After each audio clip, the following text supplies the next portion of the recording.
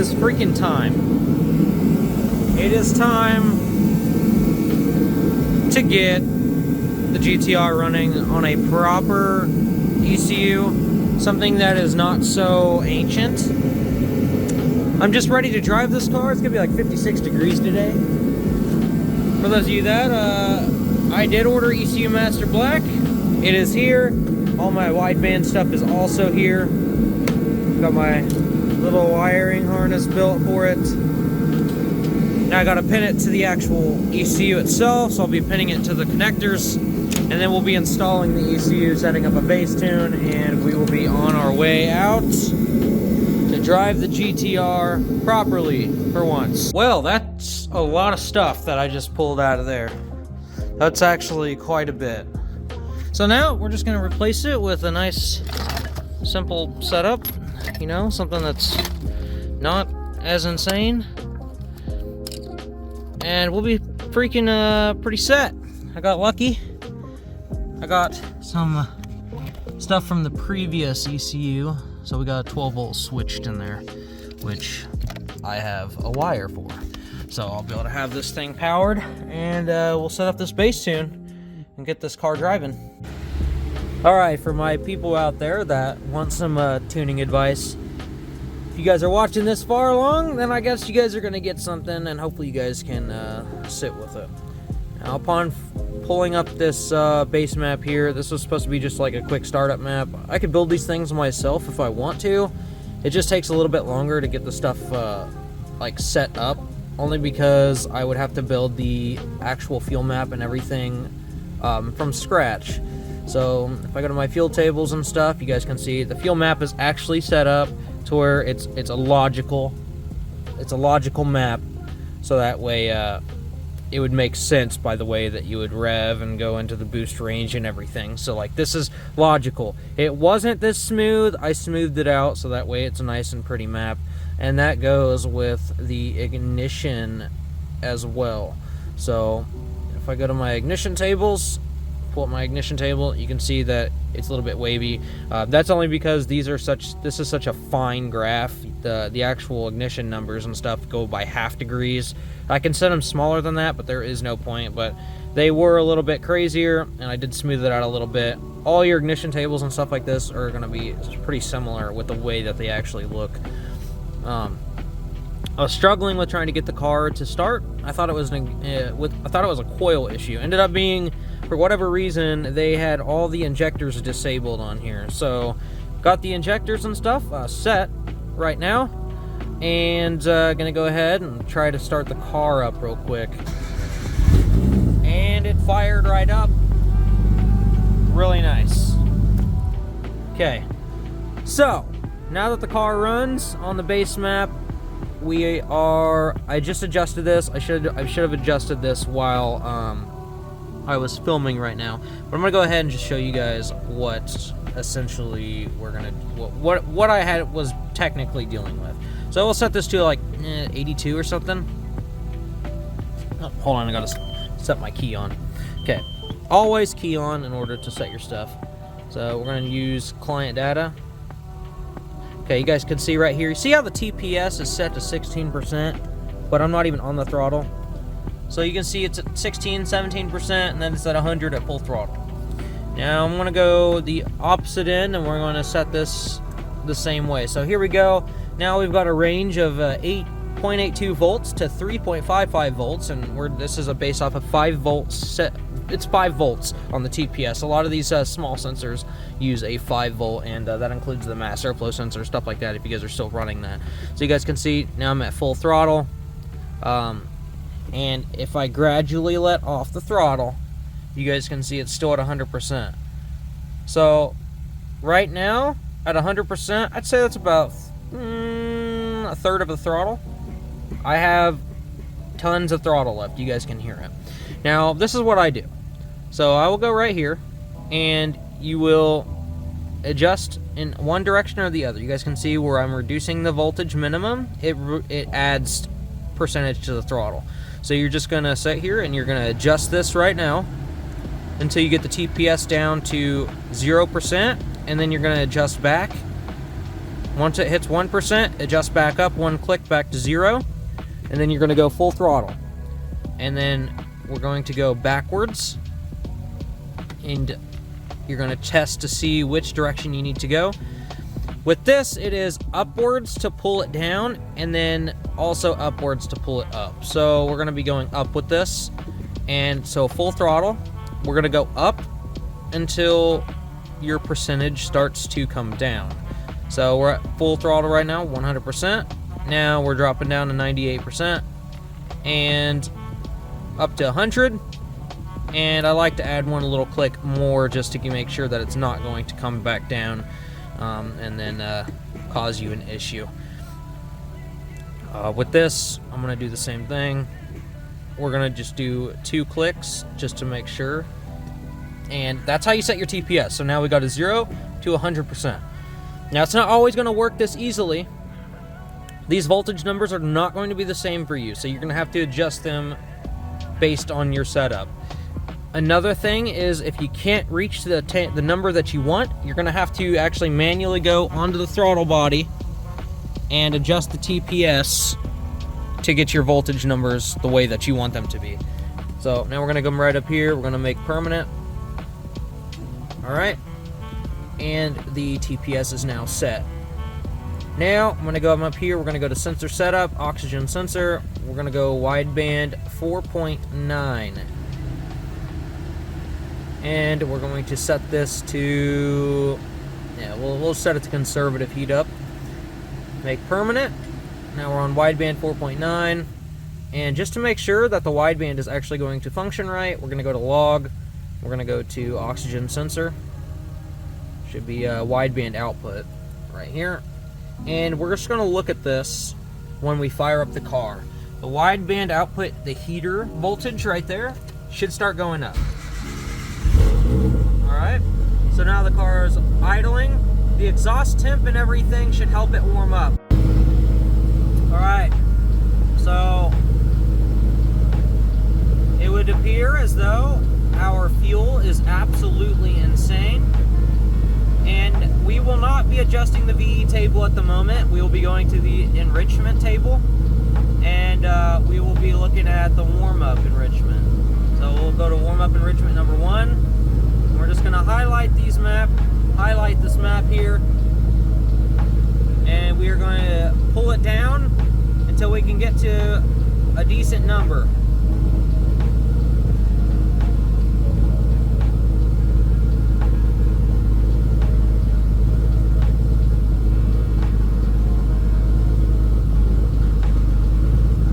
Base timing is now set, and I've got myself the ignition idle because this does not have an actual idle control valve.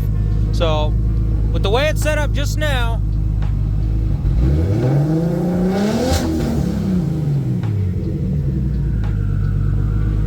sounds really good, although I'm gonna have to figure out some of the higher rev stuff. All right, listen, it's been a freaking hot minute since I've been like hyped, but like, oh my, this thing sounds insane. So, I'm stuck. I think this battery is bad, because this is what I get to work with every single time it dies. It is so disappointing. It's so weak. There's not enough amps on this battery. There's not enough. It's very disappointing. Car sounds amazing. Sean's on his way to save me, and then I think I'm gonna go and buy a battery so we can get on with this. I have to clean out this floorboard. Look at this, guys. I got all this fun stuff. What is that? I don't even know what some of this stuff is, man. PRP stuff. This is all my trigger stuff. And then I've got, look at this. Radium rail for an RB26. I have so much stuff in here. See, look, I got this whole other unit. It's pretty fancy. So much stuff that we got to do, guys. I'm just stuck on the side of the road. I'm just stuck. I don't know what to do. It's just a really freaking tough time. But like, at least it's somewhat cool outside. I mean, like, it could be worse. Okay, we just got a battery. We got a battery. Now, I gotta get this battery in here. Yeah. We got these extremely, excessively long terminals. So that's always good. Okay. And now we'll see if hopefully this battery was the issue.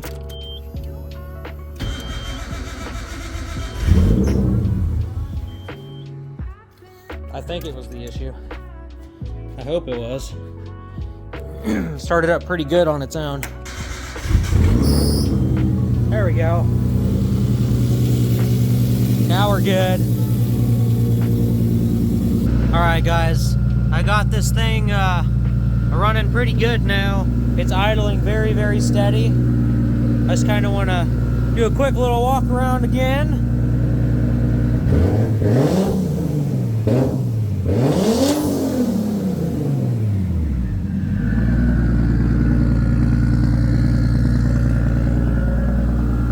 Oh my god, that thing sounds so good. Holy crap. So there we have it. We have the GTR now set up on ecumaster Black. It has, obviously I ordered the thing like literally within the first 5 days of owning this car. So the car is now officially on EMU Black and running better, way better than it was, thank God. And now I just need to do some wiring and get some stuff done, such as the radiator fans and some flex fuel and stuff like that.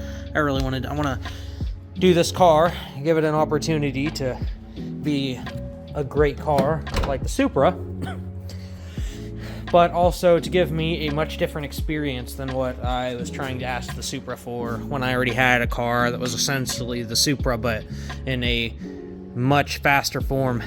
So, okay, we finally got ourselves something it's unique to me, even though if you guys have been following me long enough, I used to be the RabidRB, and that's because my very first car that I built for the channel was RB25 swapped S13 hatch, and that was a long time ago. Talking about when I sold it, it was early 2016, and from that day, I moved on to an Eclipse and all that stuff, and ended up with that car in 2017, and now it's just been spicy.